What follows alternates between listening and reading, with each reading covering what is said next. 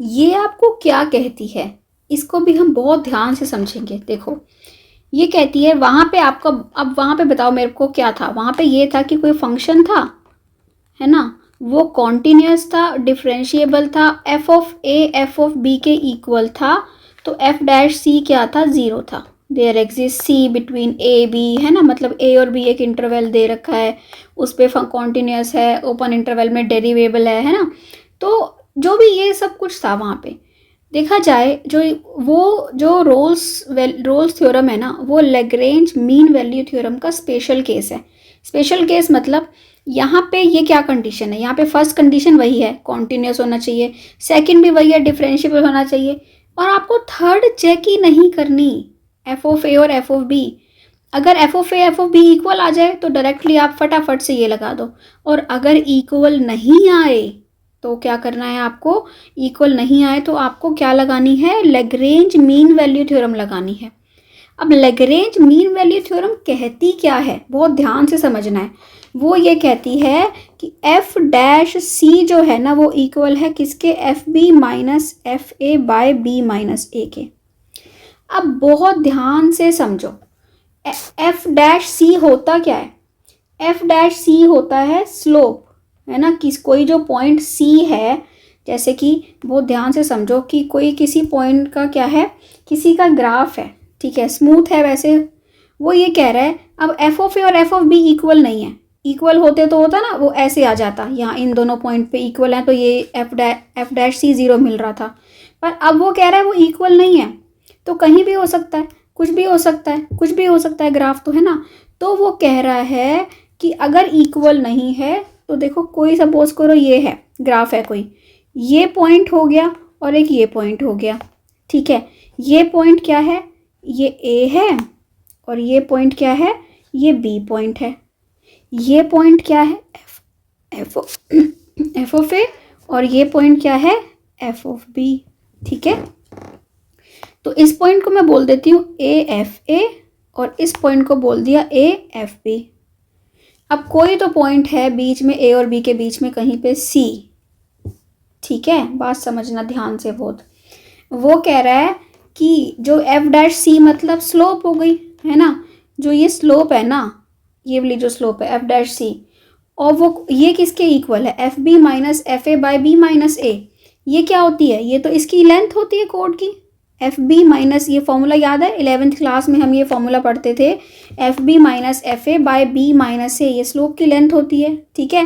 Y, वहाँ पे x1 y1 point होता था ना, x1 y1 x2 y2, तो क्या निकलती थी, y2 minus y1 bye x2 minus x1, यही होती थी ना। अब देखा जाए y2 क्या है, y2 का मतलब है एफ बी, y1 का मतलब है एफ ए, x2 क्या है, x2 है आपका ये बी एफ बी है, सॉरी ये बी एफ बी, x2 क्या है बी, और x1 क्या है ए, तो ये आपका क्या है, y2 minus y1 by x2 minus x1, और वही क्या है, उसको मैंने इस यहाँ पे किस में लिख दिया, लैग्रेंज मीन वैल्यू थ्योरम में। तो बात बिल्कुल वही है जो हम पढ़ते आ रहे हैं अब तक, जो हमने 11th क्लास में भी जब हमने ज्योमेट्री पढ़ी तो ये चीज़ें पढ़ी सारी, बट यहाँ पे उसको y1 y2 x1 x2 ना बोल के क्या बोल दिया, A F A B F B बोल दिया, है ना, बात तो वही है। तो वो क्या कह रही है लैग्रेंज मीन वैल्यू थ्योरम, कि जो इस पॉइंट पे जो स्लोप है ना, वो किसके इक्वल है, F B minus F A by B minus A के इक्वल है, वही तो बात कह रही है वो, ठीक है। तो ये हुआ ज्योमेट्रिकल मीनिंग। अब देखिए, अब आता है हमारा एग्जाम्पल, कैसे एग्जाम्पल करेंगे, verify L M V T for, आपके पास दे रखा है X cube minus 5x square minus 3x on 1 3 and find the value of C. Polynomial है तो कॉन्टिन्यूस होगा, डिफरेंशिएबल होगा, f1 और f3 निकाला, वो तो इक्वल नहीं आए तो हम क्या अप्लाई करेंगे, L M V T. Equal आते हैं तो क्या अप्लाई करते हैं, रोल्स थ्योरम, नहीं आए तो क्या अप्लाई करेंगे, लैग्रेंज मीन वैल्यू थ्योरम। तो एफ डैश सी किसके इक्वल होगा, F B minus F A by B minus A, है ना। तो एफ बी क्या है आपका, एफ बी है आपका -27 एफ ऑफ 3, है ना, मैं क्योंकि इंटरवल है 1 3 मतलब ए हो गया ये, बी हो गया ये। अब सी जो आना चाहिए ना, वो सी 1 और 3 के बीच में कहीं आना चाहिए। ये तो आपने इसको सॉल्व करा, -27 minus of -7 by B minus A, B क्या है 3 माइनस 1, तो क्या आया -27 प्लस 7/2 है ना, -20/2 क्या आ गया -10 आ गया एफ डैश सी। अगर एफ डैश सी आपका -10 है तो आपको बताओ फॉर्मूला क्या होता है, F B minus F A by B minus A. ठीक है, तो हम निकालते हैं क्या नाउ, इसका मतलब क्या होगा, एफ डैश सी निकल के आ गया आपका -10।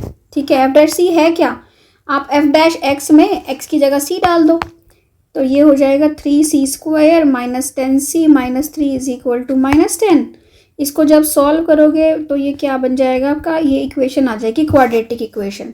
क्वाड्रेटिक इक्वेशन आ गई तो अब आपको सी की वैल्यूज़ निकालनी है, इवेंचुअली तो आपको सी की वैल्यूज़ ही निकालनी है। तो इसको सॉल्व करेंगे क्वाड्रेटिक इक्वेशन को, -b plus -b² minus 4ac/2a है ना। आप इस फॉर्मूला से जब सॉल्व करोगे तो सी की दो वैल्यूज़ आ रही हैं, एक आ रही है 7/3, एक आ रही है 1, पर जो सी की वैल्यू है वो कहाँ लाई करती है, 1-3 इंटरवल के बीच में लाई करती है। इसका मतलब हम सी क्या लेंगे, हम सी 7/3 लेंगे, 1 नहीं लेंगे। ठीक है, तो सी क्या हो गया 7/3। ऐसे ही हमने क्या करना है, वैल्यूज़ निकालनी है। ठीक है, सो आई होप क्लियर हुआ है आपको कि क्या होती है लैग्रेंज मीन वैल्यू थ्योरम। और कभी कभी इस टाइप की इनइक्वालिटीज़ प्रूव करने के लिए भी हमारी क्या यूज़ होती है, लैग्रेंज मीन वैल्यू थ्योरम। अब बात यहाँ ध्यान से देखो, आपको दिखाना है mod of cos A minus cos B is less than equal to mod A minus B for all. यहाँ पे कहीं आपको दे रखा है कि आपको Lagrange mean value theorem use करनी है, नहीं करनी, बट हमें ये दिख रहा है कि यहाँ पे 2 रूट्स हैं।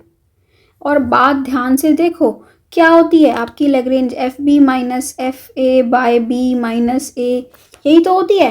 बात समझ रहे हो ना, तो मतलब कि यही इसका मतलब हमें क्या कह रहा है, हमें बी एफ बी भी लेना है, एफ ए भी लेना है और बी माइनस ए भी लेना है। ए है ना, mod of A minus B दे रखा है ना, तो इसको मतलब आपको इस सेम चीज़ को हम क्या लिख सकते हैं, F A minus F B by A minus B भी लिख सकते हैं, है ना। तो मतलब कि कह तो सेम चीज़ ही रहा है। तो ऐसी कंडीशन में ऐसे क्वेश्चंस देख के ही, ये चीज़ें ना आपको प्रैक्टिस से आएंगी, तो आपको इस टाइप के क्वेश्चंस की प्रैक्टिस करनी है। ठीक है, ये हमें देख के आइडिया हो रहा है कि यहाँ पे कौन सी थ्योरम लगेगी, LMVT लगेगी। यहाँ पे हमने फंक्शन को क्या ले लिया, cos x ले लिया। हमें पता है जो cos x है कॉन्टिन्यूस भी है और डिफरेंशिएबल भी है, तो लैग्रेंज मीन वैल्यू थ्योरम ने सीधे सीधे अप्लाई कर दी, क्या कि एफ डैश सी हो जाएगा F B minus F A by B minus A, मतलब कि cos b minus cos a by b minus A. ठीक है, तो यहाँ पे एफ डैश सी क्या है, एफ डैश सी है माइनस साइन सी, तो ये है cos b minus cos a by b minus ए।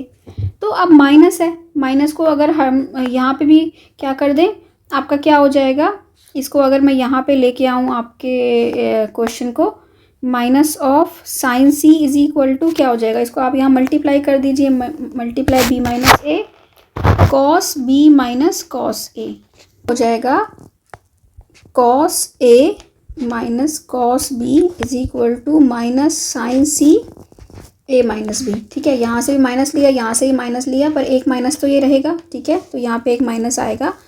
इसके बाद आपका क्या होगा, टेकिंग एब्सोल्यूट वैल्यूज़, आपने क्या करना है, दोनों साइड पे मोड ले लेना है।